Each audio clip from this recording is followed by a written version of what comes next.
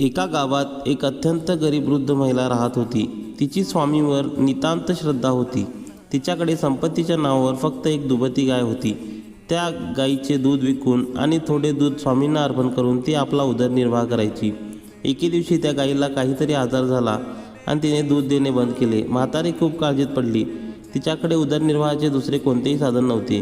ती रडत रडत स्वामींकडे आली आणि म्हणाली, स्वामी, माझी गाय दूध देत नाही आहे. आता मी काय करू? मी तुम्हाला नैवेद्य कसा दाखवू आणि स्वतः काय खाऊ? स्वामींनी तिच्याकडे स्थिर नजरेने पाहिले आणि कोणालाही न कळणाऱ्या भाषेत ओरडून म्हणाले, काय रडते? जा त्या गाईला कानाला सांग की स्वामींनी तुला दूध द्यायला सांगितले आहे आणि डोक्यावर हात फिरव. म्हातारीने स्वामींच्या शब्दावर पूर्ण विश्वास होता. तिने घरी जाऊन तसेच केले.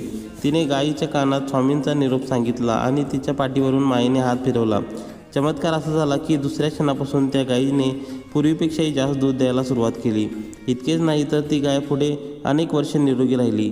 त्या म्हातारीची गरिबी दूर झाली आणि तिचा विश्वास स्वामीवरचा अधिकच दृढ झाला.